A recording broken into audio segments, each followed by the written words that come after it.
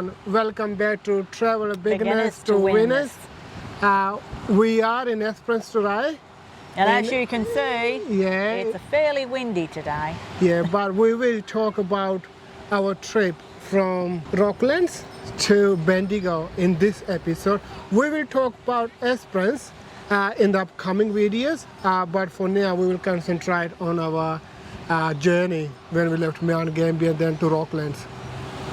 So we spent 6 days at Rocklands and we really enjoyed that stay, didn't we? Yes, it was lovely. Yeah. And then we wanted to continue our journey, so we decided to book in a caravan park in Bendigo for 3 nights. So we left Rocklands early in the morning, and then we made our way from Rocklands to Balmoral.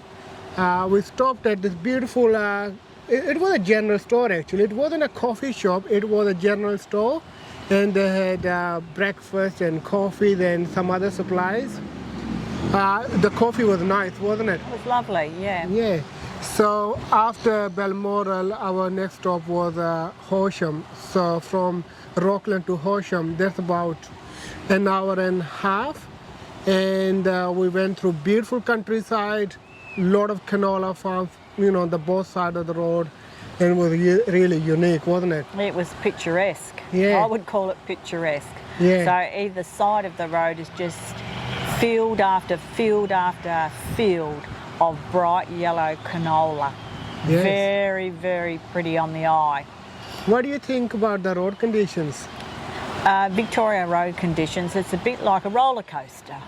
The country roads especially. The country roads, it's a bit like a roller coaster, so be aware of that when you're on the country roads in Victoria. Take your time, be safe, and be aware that the roads are a bit like this, bit of a curve. Yeah, just take your time, and especially when you're traveling and with a caravan and you want to enjoy you shouldn't be rushing anyway, but taking your time is safe and plus you enjoy more. So we made our way to Horsham, we done a bit of shopping there, and then we were driving from this country town called Murtoa on the way to Bendigo. Yeah. And we come across this beautiful, unique structure. What was the name? It's called the Stick Shed. Stick Shed, yes. Yeah. And we decided to go in and have a look. Yeah. And the Stick Shed to me was something unique. I've never seen anything like it before, and its magnificence and its quite cathedral structure will amaze you. So that is for me it was a must stop, and I'm so glad I went and had a look at it. Yeah. Because I just felt different inside going into this massive structure. Yeah. So Stick Shed was unique. And it was actually built during the World War II, and it was an emergency grain storage to protect Australian grain because there was a war in the world, and while there was a war in Europe and all those countries, Australia was trying to protect the grain so we could supply those countries in those tough times. So to build this beautiful big stick shed to store a lot of grain, it took actually the local farmers only 4 months. It? That's a mammoth task. When you go, if you get the opportunity, go and have a look. Yeah. Because you won't see anything like it anywhere else. No. It's really different, and you think it's just called a shed, but when you have a look at it, it's more amazing. than a shed. Yeah, it's amazing. And I think its historical value is also what stood out to me, how important it is to be able to reflect back on history and have all these structures still standing for us to actually reflect back on times gone by. Yeah. And farmers did all these things by hand. There wasn't massive, great big new machinery. No. So I take my hat off to the farmers back in those days. And Stick Shed now is a heritage listed building too, so we all can enjoy this great structure. So we spent, you had to buy a ticket to visit that, and there is a ticket office is right there. And after the Stick Shed, we went to Rupanyup, Woods Museum. What was it? Woods Farm Museum. It was a farm museum, so it had a lot of old farming machinery. Yes. But you'd be amazed too at this, just out amongst the canola fields. And we decided we'd stop and have a look. You most probably can hear the helicopter rides going as well while we're trying to talk over that, which is all good. It's all good for tourism. Yeah. And I was blown away with what they'd put together. They were two brothers that come off the farms, and they decided to put together this lovely farming museum. But it entailed a whole lot more than just farming equipment. Yeah. When you first, there is free tea and coffee there, and off to the left of the building is all heritage clothing. And it is absolutely amazing. The little areas in this museum, like there's a lot of household stuff there, to like be all washing machines and all tins like they use in order to store food and biscuits, and there are dolls and toys and a lot of farm machinery. Every little room was occupied by all these unique items.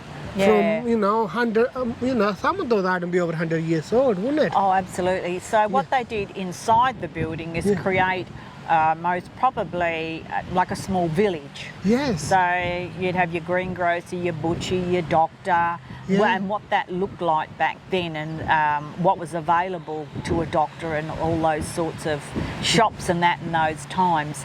So if you get the opportunity, please drop in and have a look at that museum as well, because that is worth having a look at. I was amazed with the heritage clothing. Yeah, that was very unique, wasn't it? That really was done very, very well, exhibited very well. Yeah. So our trip from Rocklands to Bendigo normally would take 4.5 hours, but it took, because we take our time when we travel. We like to look, stop at the different museums, and we do a lot of sightseeing and taking pictures. So from Rupanyup we continue our journey, and during this trip I had a bit of issue.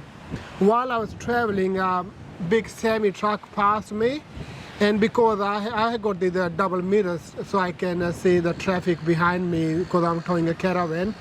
So when the truck went past me, it actually, with the wind pressure, the driver's side mirror actually collapsed on me. Folded in. And then that means I couldn't see behind, so I wound the window down, because while I was still traveling, I couldn't just pull off the road, because I got the caravan behind me, and some of the shoulders are very small and very steep on the sides, so you just can't pull off anyway. You have to wait for the right side where you can pull off and check. So but I had to keep driving, so I wound the driver's side window and tried to put the mirror in back in position. It stayed there only for a couple of minutes and it collapsed again. So I thought, here we go again, I need to find a mechanic, or there's been damage to the mirror. So luckily, our next stop was St. Arnoud. There was only about another 10-15 minutes drive. So safely, I made my way to St. Arnoud. So then I find a park for us, so I parked. Then I started looking on the Google, the mechanic in that area. And we were hungry by that time too, so Wanda and we decided to go to one of the local cafe there while I'm looking for the mechanics. So we went to this, while I'm still looking for the mechanic, I'm a bit worrying, we went to this cafe, we ordered some food.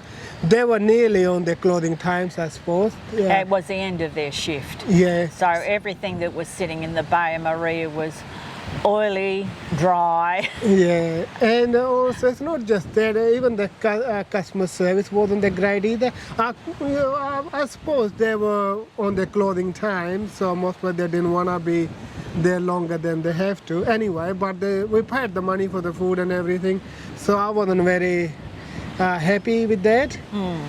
The quality wasn't there, but anyway, we had a break. Then we get back to the car. I had a mechanic in my mind. I was going to drive to the mechanic. So I turned the car on, and automatically the mirror come in its position. Place, yeah. So it's like it just fixed itself, just turning it off and on the car. So, I thought it's good. But Job fixed. Yeah, so I didn't have to go to the mechanic, but I was still worried that maybe another 5-10K the mirror gonna collapse on me again. But it didn't happen again. Lucky, we didn't have to pay to the mechanic. So next time when you have any issue with your car and caravan, just stay calm, take your time. Have your roadside assist if you have to, call someone to for help. But don't panic. Just relax, take your time. If there is a help out there, you will find a way out. So just take your time on the road and enjoy your trip. So we really enjoyed that trip, didn't we? Yeah, it was lovely. Yeah. And then we made our way to the caravan park in Bendigo, through the busy street in Bendigo. The day was beautiful. We had a really nice day other than the issue with the mirror and the cafe, I suppose. Yeah. Other than that, that road trip, that day was, I would give it, 4 stars out of 5. I give only 3 stars to the Victorian country roads. Yeah. Anyway, yeah, Australia is a beautiful country, guys. Yeah, if you can, just travel. And hopefully you will subscribe our channel soon if you haven't already. And keep watching, keep supporting, and yeah. And, Look for our next episode. yes, and every week we try to bring an episode while we can. Sometimes it's hard because I'm studying full time too. Yeah, so bye for now and keep watching Travel Beginners to Winners.